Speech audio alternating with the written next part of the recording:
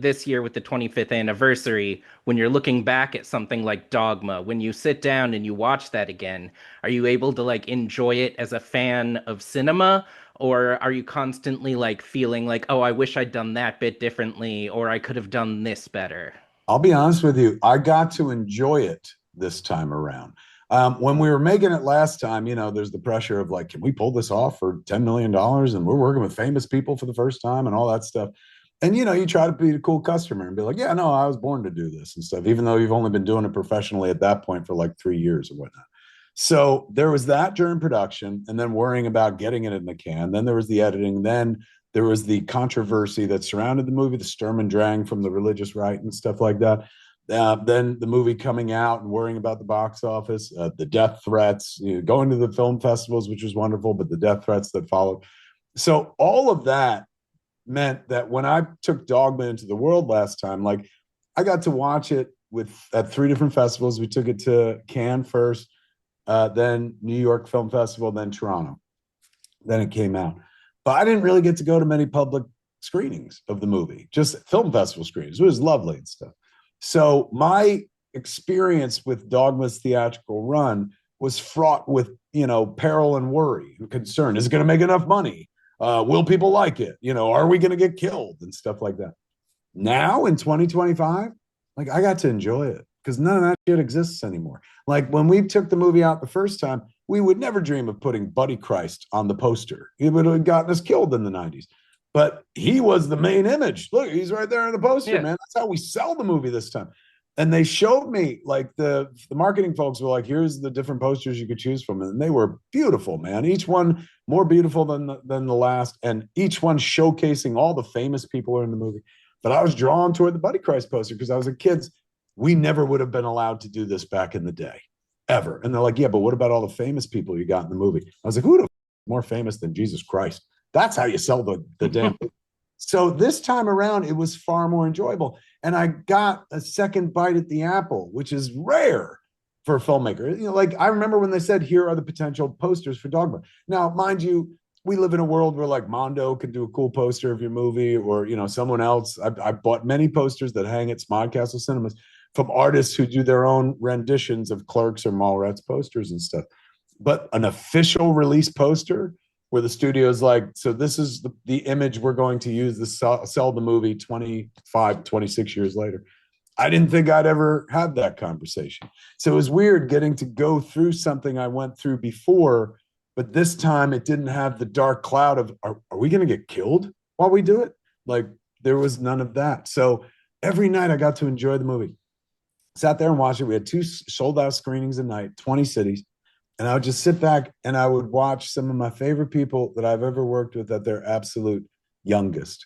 And I could appreciate like more than I could back when it was happening. Not like I didn't appreciate it and stuff. I'm always fairly grateful, but there was so much concern about everything else that I couldn't just enjoy like, we did it.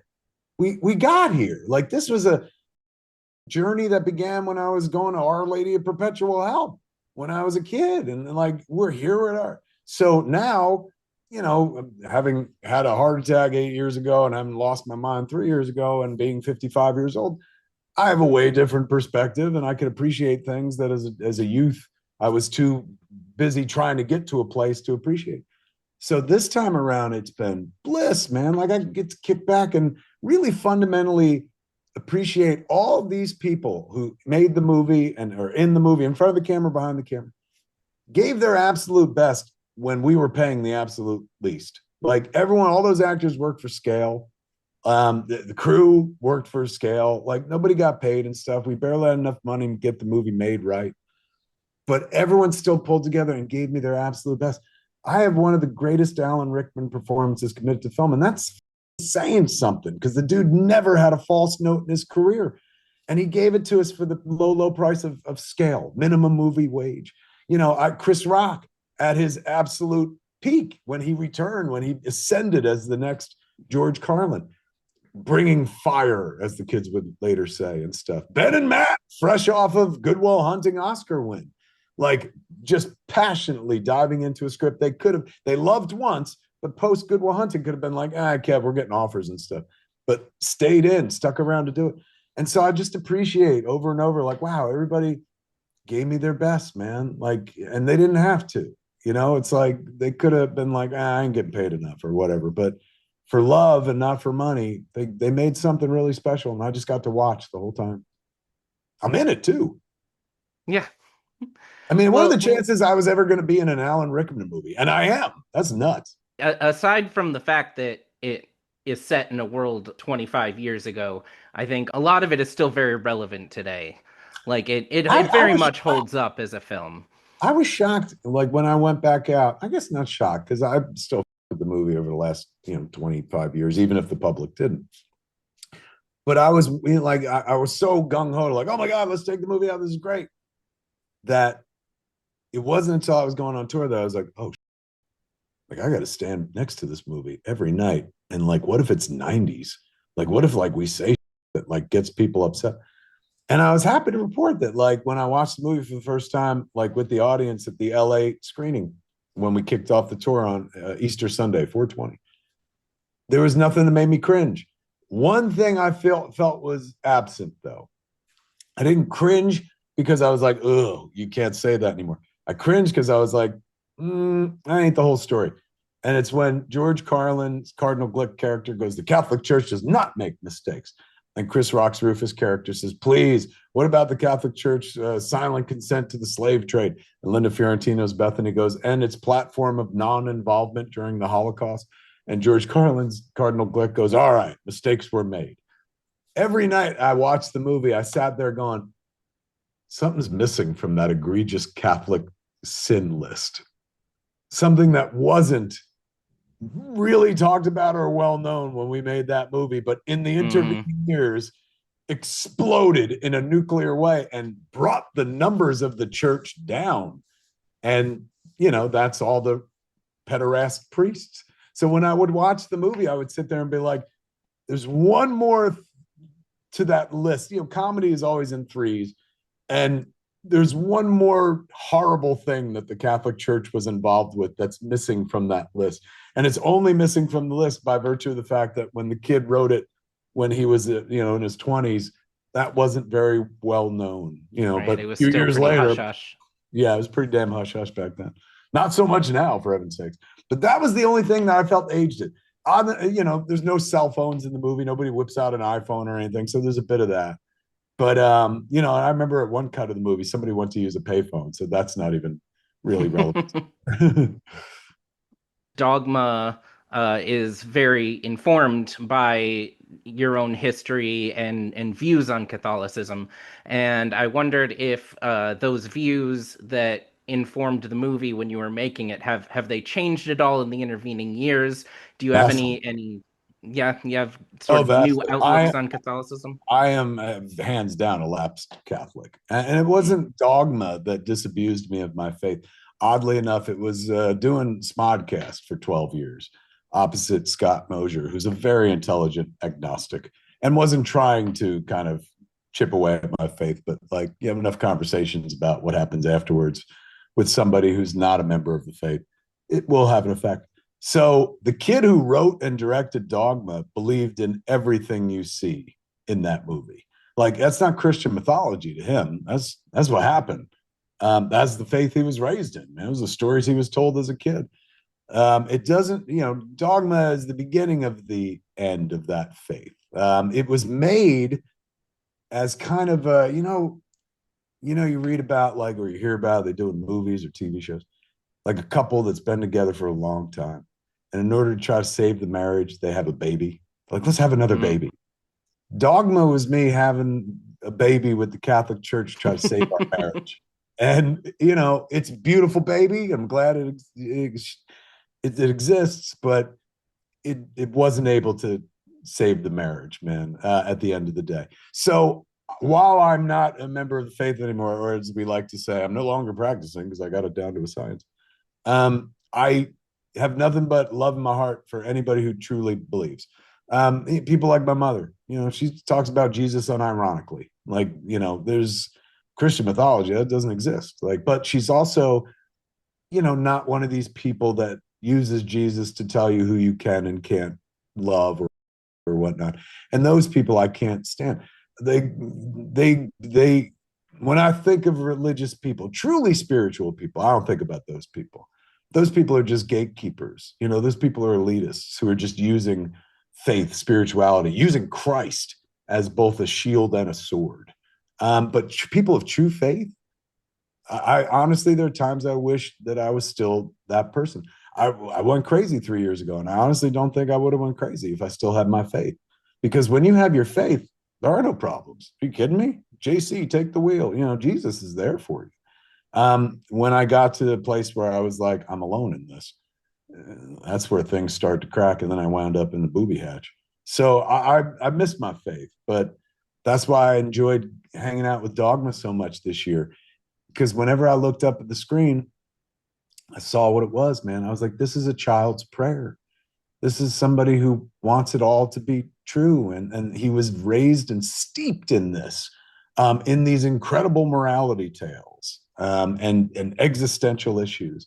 So I'm so glad it exists because it's a reminder to me of who I was before I wound up being who I am. Do you think that if you were to have made Dogma for the first time today as opposed to back then, it would be a pretty radically different outlook?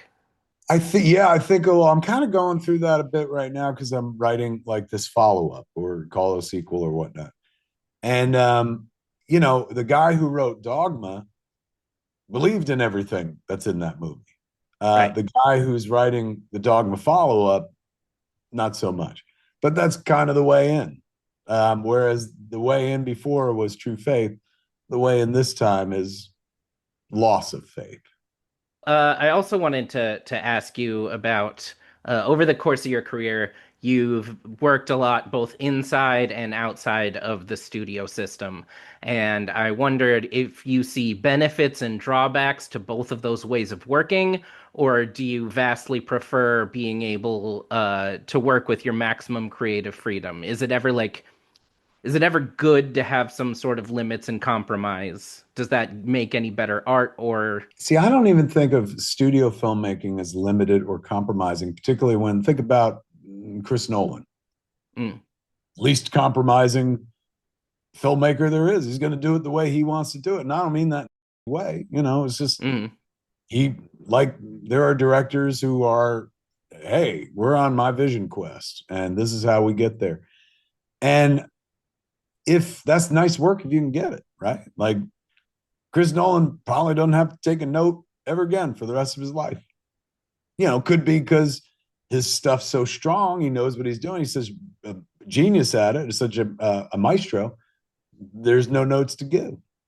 Or it could just be that it's made clear that, like, if you want a Chris Nolan movie, you're going to get a Chris Nolan movie. And, your involvement is to give me a budget and I will go off and do what I do. So it doesn't have to be about compromise in a studio system, to say the least. That being said, Chris Nolan could do many things and he does them all insanely well. But if Chris Nolan was like, oh, I want, in Odyssey, I want Matt Damon to call somebody a mother, you know, there would be a meeting where they'd be like, Yeah. are you sure, Chris? Have you lost your mind? In my world, I could do that. In my world, I could throw, I could do a shout out to the Odyssey and call somebody mother. Doesn't make it better. Just means I got a little more freedom. And since I don't make movies like studio movies, which require a lot of money, my ideas are very small. It's always been easier for me and preferable for me to do it just over here. You know what I'm saying? Like then I could do whatever I want. What would be the point? In having a career, make a movie time to time. Maybe you don't write, sure, because I did that with Cop Out. But what would be the point in stifling my voice? You know what I'm saying? Like the only thing I bring to the table is my voice. And that's the only reason I've gotten this far in a career, 31 years into a career. So if I'm not using that voice, what am I doing here? They got plenty of young kids that actually make good looking movies, talented kids coming out of film school and stuff. Uh, the only thing I can bring is who I am and what I've brought historically and my point of view, which for better or for worse, there's some people who are like, I like it, I'll keep investing in it, like, that pool doesn't get broader, I assure you. It gets more shallow as time goes on. My biggest drawback, I think, as a storyteller at this point is, quite like me, most of my audience is dying. We're just all old at this point. So I'm losing fans not because they're like, I don't know, Yo Gozer suck. I'm losing fans because like, oh, he died. I'm like, what the are you serious? I So just I started Lipitor. welcome to the club, my friend. Thank you. You know what? Do it when you don't need it. That's Yeah. they put me on after I almost dropped dead, which I'm happy for, but still. So yeah, it's you know, for me, I, I've I've definitely done more indie work than studio work. When I've worked with the studio, I haven't chafed that hard because once you enter into it, you know what you're doing, right? Like that it's like somebody can say no at any given moment. And I always prefer to just be in a world where it's like, no is anathema in a creative endeavor. And it's not to say I don't compromise.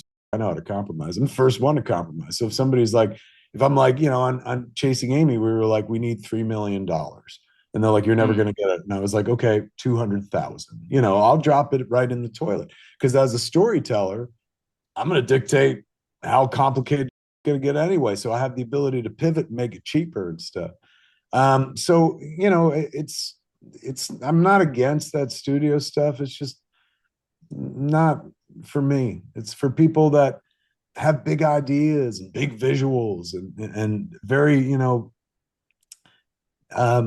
kind of stuff that makes a person want to leave their house, particularly in this day and age, to go sit in public with a bunch of strangers and engage with the story. I can do that and be successful if I keep my budget low. But if I do like a $40 million version of what I do, oh, what a waste of time and money that would be. So I've no complaints over the 3 decades, man. And anybody wants to give me money to make my art, believe me, I would never poo-poo it and stuff. Never look that gift horse in the mouth. And if you accept somebody's money to go make art, you accept the fact that they now have an opinion. And that goes for like the indie side too. It's not like, hey man, when I make an indie movie, like somebody putting up that money, every once in a while I put my own money into it and stuff, but generally the lion's share of it comes from investors. And investors are going to have ideas. And so, you'll sit there and patiently listen.